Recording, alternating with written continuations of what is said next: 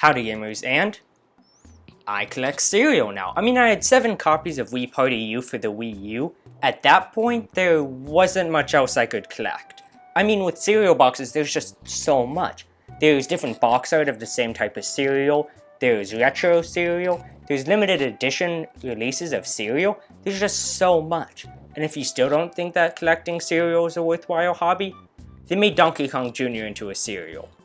Donkey Kong Jr. cereal! It's pretty wild. I mean, after looking at that, try to tell me with a straight face that collecting cereal isn't a worthwhile hobby. Cereal is a classic breakfast item. It has been around for almost 2 centuries and was originally made in 1863 by a man known as James Jackson. But despite James' efforts, it would take 119 years later to actually be worth caring about. So flash forward to 1980 and things were great. No one said poggers, Nancy Reagan ended drugs forever, and video games were becoming more and more mainstream.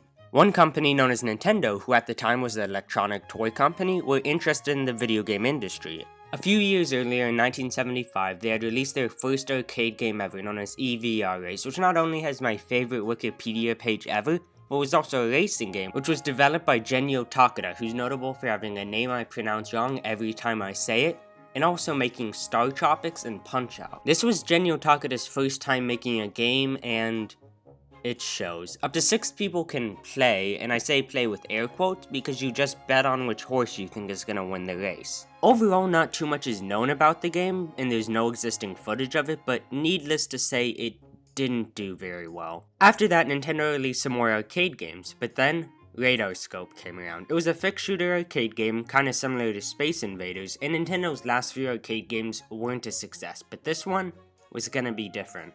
Nintendo realized that they had an entire untapped market in North America. I mean, the arcade industry at the time there was the largest in the entertainment industry, so it made sense to branch out to a bigger market. So, before Radarscope came out, Minoru Arakawa had created a division of Nintendo known as Nintendo of America. It would basically just receive shipments of game hardware and store it in a warehouse. Now, I know what you're thinking.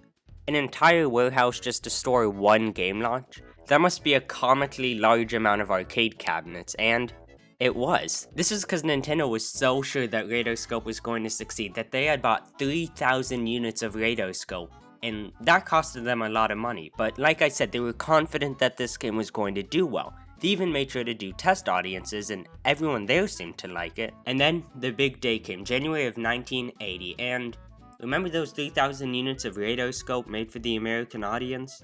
Only 1,000 of them were even bought, and even then it got really underwhelming reviews. So now Nintendo was stuck with 2,000 units of an arcade machine that no one wanted. By this point, Nintendo's venture into the arcade business had failed. But wait, arcade cabinets are able to be repurposed.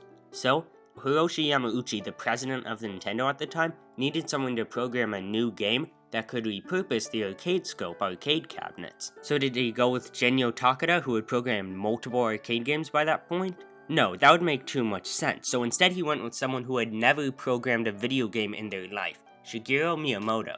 Shigeru Miyamoto's idea was to make a Popeye arcade game, which I'm sure would have sold well off of brand recognition alone, but they couldn't really get the license, so instead, Donkey Kong was born. In it, you play as Jumpman, and you have to rescue Pauline from Donkey Kong. The game was a hit, critically and financially for Nintendo, and they had more than recouped their losses from their previous arcade games. And on top of that, the game was so popular that they ported it pretty much everywhere. People loved it, but everyone had one glaring problem with the game.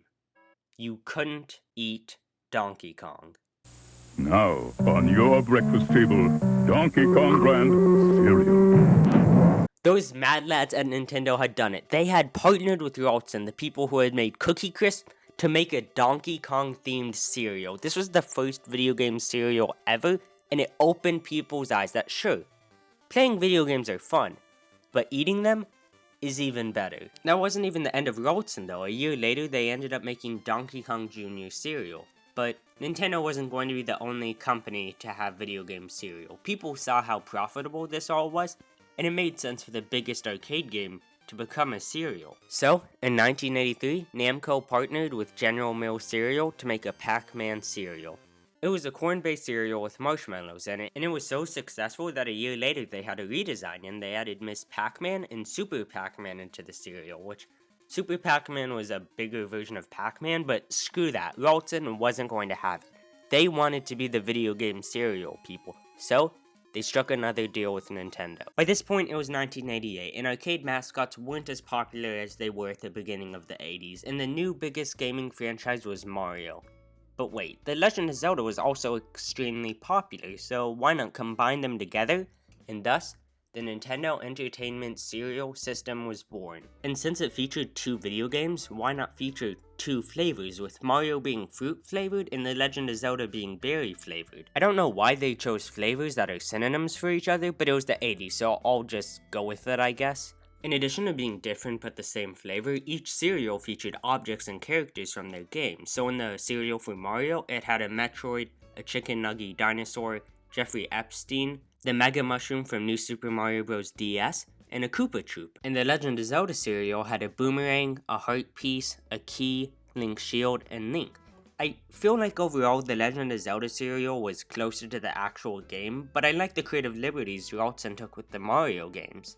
Later on, sequels to these games would get released, and rather than make a new cereal, Ralston just updated the box on the cereal. And while we're talking about the box, I just love this so much. It looks like it was drawn by a 12-year-old who just got a drawing tablet for their birthday. I have no idea why they didn't just use actual game box art, or better yet the Famicom box art, but I'm honestly kinda glad we got this instead. Also, since these cereals were made in the 80s, there were of course toys that went along with them. When it first launched, the cereal came with the Nintendo Power Cards. There were 12 of them in total, all with different iconic characters from those games, like Mario, Bowser, and Old Lady. These weren't actual cards though, you had to cut them off of the back of the cereal, and over time the toys changed and featured different stuff, like a Mario pinball game, and my favorite toy to get in a cereal, money off a Nintendo Power subscription. But after the Nintendo Cereal system, we didn't get any Nintendo Cereal for a while. We wouldn't see a new one until the year 2000 when we got Pokemon Cereal. This time though, Ralston wasn't involved at all, and it was made by Kellogg's. The cereal came out in March of that year, which was perfect timing because in just a few months, Pokemon 3 the movie would be coming out, which I actually remember watching on VHS.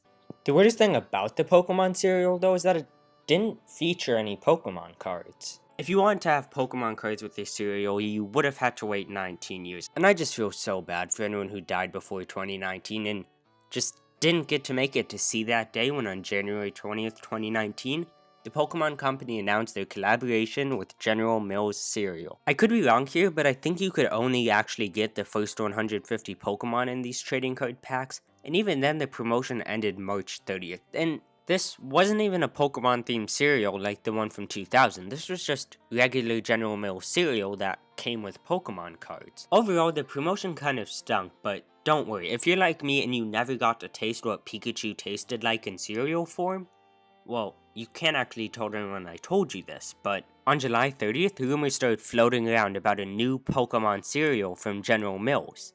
And then, we actually got a leaked picture of the cereal box art.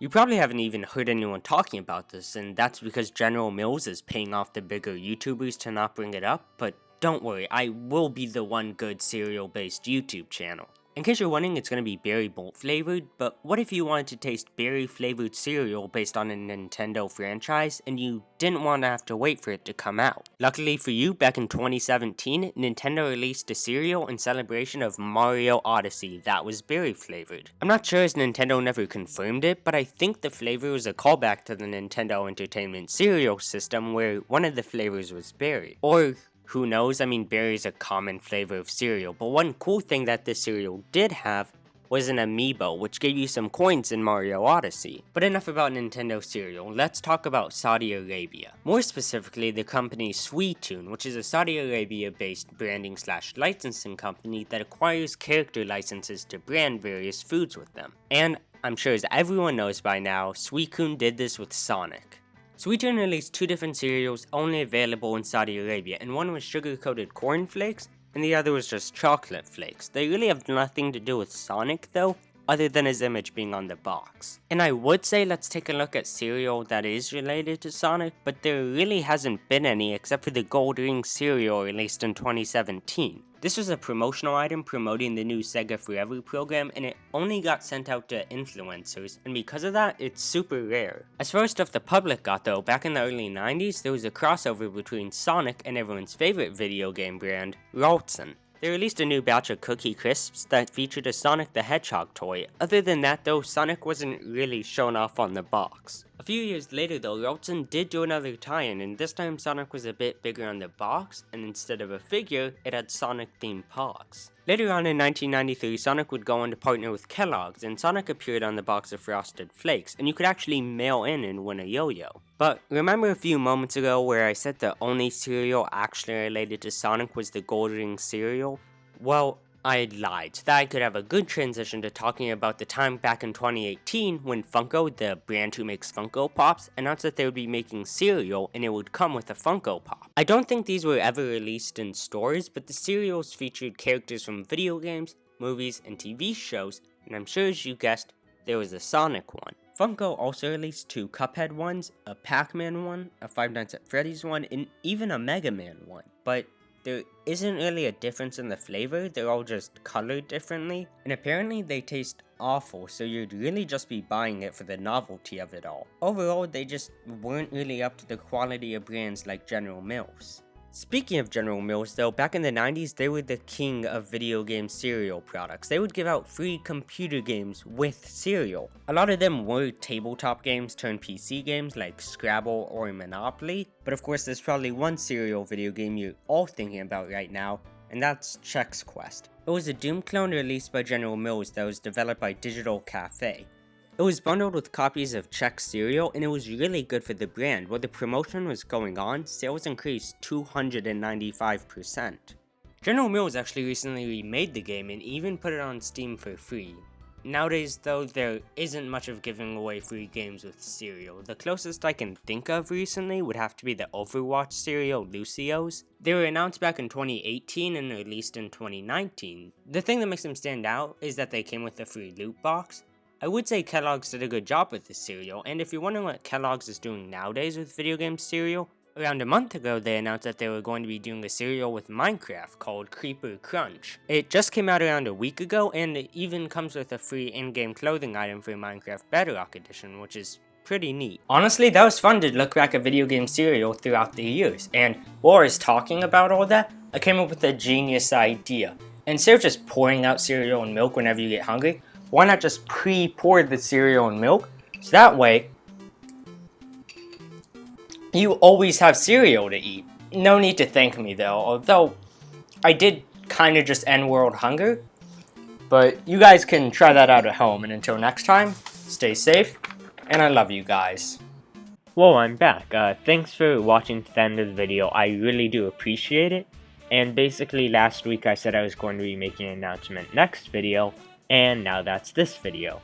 The announcement is just not to be expecting as much consistency with uploading going forward.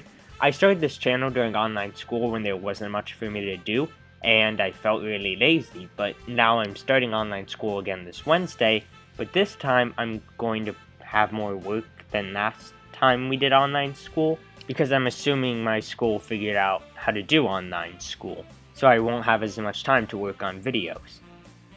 I'll still try to do videos every Saturday, but we'll see how it goes. I can't say for sure, but I know that there won't be a video next Saturday.